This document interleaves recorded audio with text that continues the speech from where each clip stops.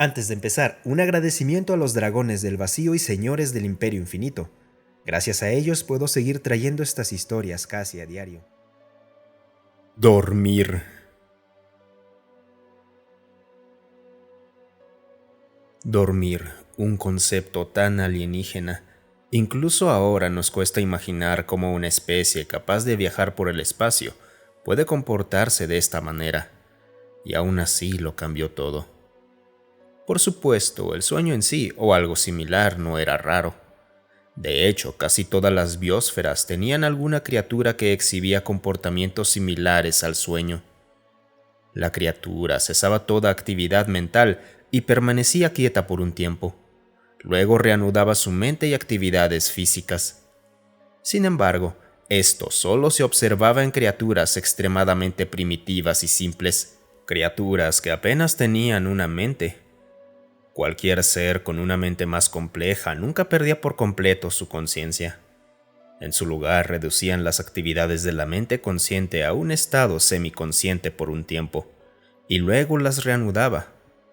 Cualquier ser que formara recuerdos a largo plazo siempre mantenía algún nivel de actividad mental consciente. Cualquier cosa más allá de eso apenas reducía su actividad mental. Cualquier criatura con una mente lo suficientemente compleja tendría partes de su mente que se ralentizarían periódicamente, mientras otras partes se intensificaban para compensar. Y en efecto, nunca sufriría un estado de conciencia reducido. Y esto ocurría antes de que una especie alcanzara la sapiencia. Para una especie superior no sapiente, la mente comenzaría lentamente, en su adultez, a formar lazos entre sí. Para las más primitivas, este lazo solo sería útil para compartir ideas y emociones, y sería temporal. Solo se formaría cuando fuese necesario. Para especies casi sapientes, estos lazos serían permanentes, fusionando mentes enteras y haciendo que los individuos compartieran algunos aspectos de conciencia. Estas criaturas aún conservarían una mente individual funcional. Sin embargo, en los sapientes, la mente individual se volvería vestigial. Cada individuo en una comunidad compartiría una sola mente, la supramente. Estas supramentes eran las que pensaban, recordaban, decidían, comprendían. Los cuerpos individuales morían, pero la supramente permanecía viva mientras existiera la comunidad. Diferentes comunidades tenían supramentes separadas. Cuando tales comunidades se encontraban, las supramentes interactuaban de forma pacífica o violenta. Una interacción pacífica daba lugar a una nueva supramente que gobernaba ambas poblaciones, mientras que una interacción violenta terminaba con la destrucción de una supramente y la vencedora terminaba gobernando ambas poblaciones. Para cuando una especie comenzaba a alcanzar las estrellas, ya contaba con una sola supramente que la guiaba. Cuando finalmente nos volvimos capaces de viajar por el espacio, encontramos otras supramentes. Se produjeron algunas interacciones violentas. Sin embargo, rápidamente descubrimos que una supramente vencedora no podía gobernar a una población alienígena derrotada. Los individuos de la especie derrotada, al perder su supramente, perdían todas sus capacidades cognitivas avanzadas y simplemente morían por la falta de habilidades de supervivencia tanto dentro como fuera de su biosfera. Nos tomó 3 extinciones darnos cuenta de esto. Se crearon leyes para evitar que volviera a ocurrir. Los conflictos se dirigieron adecuadamente y los infractores eran amenazados con la extinción. Y entonces llegaron ellos. La gente los llamó de muchas maneras: los parpadeantes, las bestias eternas, los sin mente, los divididos. Cualquiera que entendiera el contexto de esos nombres se sentía ligeramente insultado. Sin embargo, lo que dio origen a esos nombres también fue lo que los fortaleció más allá de toda creencia. Cuando los encontramos por primera vez, ya eran una especie apta para el espacio, que se había esparcido por algunos sistemas estelares en una tranquila esquina del cosmos. Intentamos comunicarnos con ellos mediante el vínculo mental y obtuvimos respuesta. Sin embargo, era extraña. El vínculo parecía limitarse a un solo individuo cada vez que intentábamos formarlo. Pensamos que tal vez era una especie primitiva que los verdaderos constructores de esa civilización espacial habían traído consigo por alguna razón. Pero esa idea fue rápidamente descartada tan pronto como uno de esos individuos respondió. La respuesta fue tan clara e inteligente como la que daría cualquier supramente. Estábamos perplejos. ¿Cómo era esto posible? ¿Cómo puede un individuo ser tan capaz como una supramente? ¿Cómo pueden estas criaturas primitivas e independientes formar colonias espaciales? Intentamos encontrar una supramente en su civilización, pero no encontramos ninguna. Todo estaba lleno de individuos aislados. Pensamos que era un truco. Tal vez esa supramente tenía un enfoque más indirecto. Tal vez alguna supramente había conducido un experimento y había enseñado a los individuos de una especie a comunicarse como sapientes.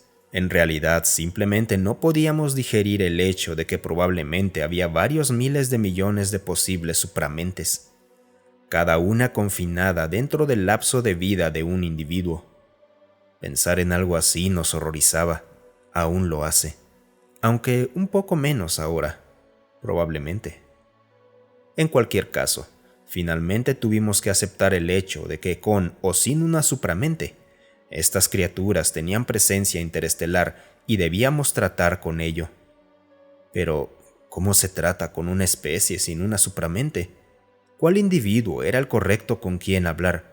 Si dicho individuo moría, ¿cómo hablaríamos de lo mismo con otro? ¿Cómo tratar con múltiples individuos de la misma especie que no están de acuerdo entre sí? No sabíamos cómo responder a esas preguntas, pero estas criaturas sí.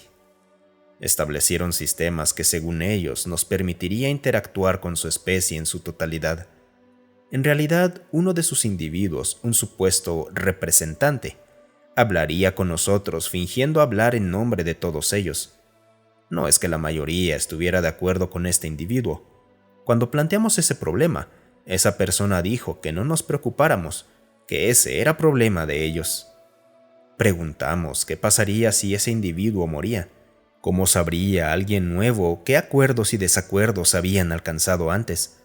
Y respondieron que esa información estaría almacenada en dispositivos de memoria artificial.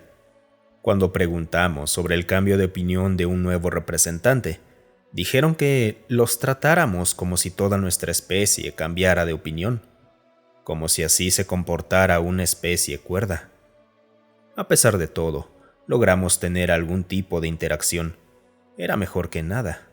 Aún sentíamos curiosidad de cómo una especie sapiente pudo evolucionar sin desarrollar una supramente.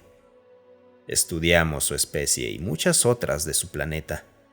Fue ahí donde descubrimos el sueño.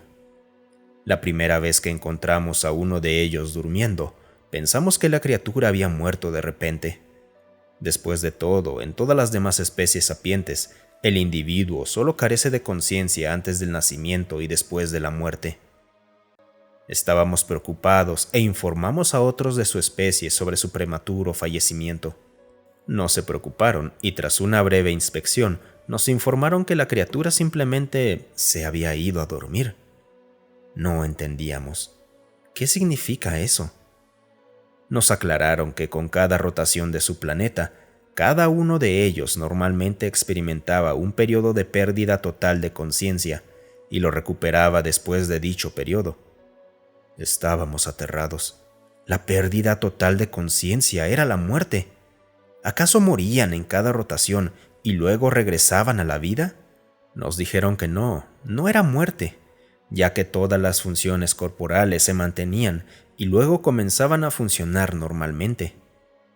Estábamos desconcertados. ¿Cómo es esto posible?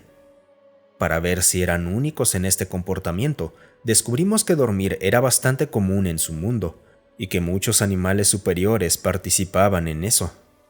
Aparentemente, este comportamiento, que normalmente habría sido eliminado evolutivamente en criaturas con pensamiento complejo, se había mantenido en este mundo tan extraño. Fue entonces cuando nos dimos cuenta de que probablemente era por el sueño que nunca desarrollaron una supramente, ya que el desarrollo de una supramente requería largos periodos de mentes conscientes siendo conscientes unas de otras. El apagado constante de la mente consciente dificultaba esto. No es de extrañar que sus individuos fueran tan capaces como una supramente. Tenían que serlo para sobrevivir. Solo podíamos imaginar las incontables y enrevesadas estrategias que su especie debió haber ideado durante milenios solo para cumplir con los diversos propósitos que nuestras supramentes cumplían. Estábamos extremadamente emocionados por saber más sobre ellos. Pero no todos los veían como nosotros. Algunos consideraban su falta de supramente como una debilidad. Después de todo, eran un pueblo dividido. No debería ser muy difícil vencer a sus mentes individuales con la supramente combinada de miles de millones. Esta idea se volvió en su contra rápidamente. Verás, aunque la fuerza mental de los individuos era realmente insignificante comparada con la de cualquier supramente, ellos no tenían peleas de supramentes. En pocas palabras, sus conflictos no eran librados por supramentes, porque nunca tuvieron ninguna desde el principio. Esto significaba que peleaban de maneras diferentes. ¿Cómo?, te preguntarás. De la misma forma en que nuestros ancestros cazaban, infligiendo daño físico a la presa, en su caso, a quien quiera que estuviera enfrentando. Sí, primitivo, más allá de lo bárbaro, cacerías crueles. Así es como se peleaban entre ellos. Así es como se habían estado peleando entre sí durante milenios. Esa era la única forma que conocían de luchar, y también habían perfeccionado este arte más allá de lo que podíamos imaginar. Así que mientras la supramente de los estaba ocupada aniquilando sus mentes individuales, ellos se dieron cuenta de lo que estaba pasando y montaron un contraataque. Un contraataque a su propio estilo. Estructuras que no sabíamos para qué servían empezaron a funcionar repentinamente. Colonias enteras de fueron aniquiladas de la noche a la mañana. Ellos, como todos nosotros, nunca habían luchado de esta manera más allá de simples cacerías en sus primeros días. Los sapientes, después de todo, usualmente luchaban con sus supramentes y no dañaban físicamente al otro bando. No sabían cómo responder a este ataque físico y por lo tanto no pasó mucho tiempo antes de que los se rindieran.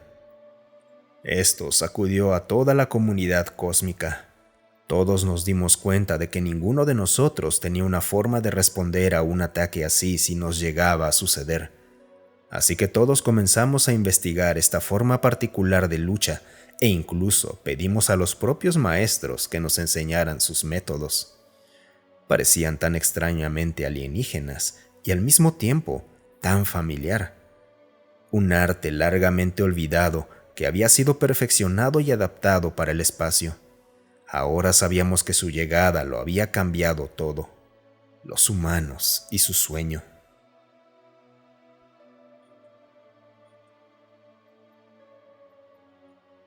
Y como siempre, chicos, muchísimas gracias por quedarse hasta el final. Sí, el nombre de la especie está medio raro, pero así lo puso el autor, así que le di mi mejor interpretación. Por cierto, este relato me pone a pensar que sí, tiene sentido una supramente. Ahí no tendrías problema de dormir o no dormir. Y obviamente tiene sus ventajas y desventajas. Ser parte de un tipo de mente colmena estaría medio raro. Es algo que simplemente nuestras mentes individuales no podrían entender. Y también tiene sentido que pelearían diferente. ¿Por qué un tipo de mente colmena tendría que pelear como individuo? Son formas de pelear muy distintas. Pero bueno, los leo en los comentarios. ¿Ustedes cómo pelearían siendo una mente colmena? Muchas gracias por escucharme. Si te gustó el video, considera darle un me gusta y dejar un comentario para alimentar al algoritmo.